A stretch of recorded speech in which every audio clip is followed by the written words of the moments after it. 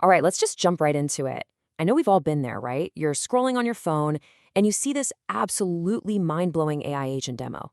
I mean, it writes a full app from scratch, it's handling complex customer support all by itself, navigating web pages like a pro. It literally looks like magic. But then you actually try to deploy it. You put it in a real hands-on environment. And what happens? Well, it hallucinates, it gets stuck in a loop, it just completely falls apart on the simplest edge case. So today's explainer is really about bridging that massive gap. We're looking at the illusion of the demo versus the reality of the deployment. So I've got a question for you, and think about this. When a vendor posts a slick, highly edited video of their brand new AI tool, can you actually trust it? We are operating in an ecosystem that's moving at light speed right now, and man, is it easy to get swept up in the marketing. But if you're literally handing over the keys to your business workflows or your personal productivity, blind trust, that's just not a strategy. We really need to look at this with a constructive, skeptical eye. So here is our game plan for this explainer. We're going to cover why standard evaluations fail, look at the independent verification method, grade the actual agent ecosystem, and wrap up with exactly how you can trust agents moving forward. Starting off with Section 1, Why Standard Evaluations Fail, or Marketing versus Reality. Look, there's just this massive disconnect in the industry right now, and it fundamentally comes down to how we evaluate these AI tools. On one side, you've got vendor marketing, the polished video, the cherry-picked examples, the perfectly crafted narrative. But on the exact opposite side, you have independent reality. To cut through the hype, you absolutely have to separate that interested self-promotion from independent, hard data. Think about it. If a vendor is grading their own homework, the result is always going to be an A+. Let's actually break down why these standard methods are, well, kind of broken. First up, self-evaluations. This is when a vendor uses observability tools to grade their own agent. The flaw here is huge. The score is private and interested. You just can't trust a grade given by the hand that feeds it. Then you've got directories and top tools lists. Honestly, these often just repackage the vendor's own marketing, ranking tools by upvotes or, worse, through a pay-to-feature model, where whoever pays the most gets the top spot. And finally, public benchmarks.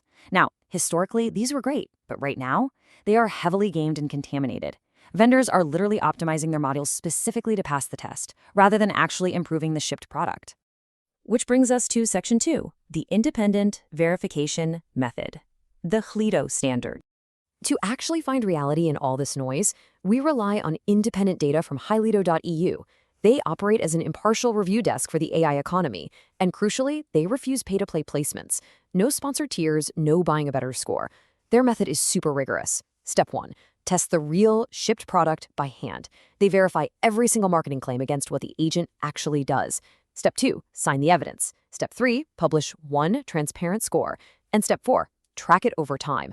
The whole process is designed to hold vendors accountable to the claims they make in public. Now, the absolute anchor of this entire process is Step 2, signing the evidence using C2PA cryptographic signing. It sounds technical, but basically it creates tamper-evident proof that links screenshots and recordings directly to a specific test results. In an age where literally anything can be deepfaked or edited, you can't just take a reviewer's word for it anymore. You have to demand to see the receipts. This cryptographic proof lets anyone audit exactly what the reviewer saw when they were testing the agent. And this leads to a seriously brilliant anti-gaming strategy. It's kind of a paradigm shift for the industry. The idea is that the score can't be gamed because the scoring weights are private. Think about it. If you publish the exact grading formula, vendors will just optimize for the rubric instead of building a better product. But by keeping those specific weights hidden while still making the outcomes and the evidence fully public, the only way for a vendor to get a better score is to actually build a better, more reliable AI agent. All right, Section 3, grading the agent ecosystem. Let's look at the hard data. 826. Zooming out for a macro view, that is the massive volume of agents independently reviewed and scored by the highlighter desk. This is not some small, hand-picked list. It is a huge sample size. We're talking everything from coding assistants to customer experience bots to insanely complex workflow automations. It gives us a genuinely impartial, statistically significant view of the market right now. And when you slice up those 826 agents, the math tells a pretty brutal story. Out of all of them, only 152 agents hit that top vital tier. Another 193 are what they call steady. But the biggest segment, 294 agents are currently sitting in the fading tier.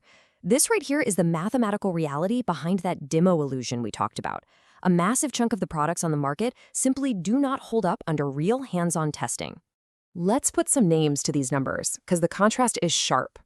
Up in the vital tier, scoring a 90 out of 100, you have agents like Aider, an open-source AI pair programming tool. There's Spell AI for document generation and SaneBox for productivity. These are the tools where the actual deployment matches the big claims. But way down in the fading tier, sitting at a 40 out of 100, you've got tools like OpenFang and Intent. In those cases, the hard, verified evidence just does not support the marketing hype. But you know how fast this tech moves, right? A tool that's amazing today could be completely broken by Tuesday, or a fading tool might suddenly ship a massive update that fixes everything. That's exactly why these reviews expire. Every single verdict carries a staleness date. Because the products are always changing, Hlido tracks them over time using weekly reliability reports and retests them when new versions drop. The score reflects the product right now, not some snapshot from 6 months ago. So bringing us home to Section 4, how to trust agents. Trust but verify. Look, we are totally pro-innovation here. When these tools actually work, they are absolute game changers. But to navigate this Wild West safely, here is your concrete, actionable checklist before adopting anything new. First, demand independent verification. Don't just trust the vendor's website. Second, look for that C2PA cryptographic evidence so you know the results aren't deepfaked. Third, completely ignore vendor self-evaluations and pay-to-play directories. And fourth, rely on scores where the underlying weights are hidden.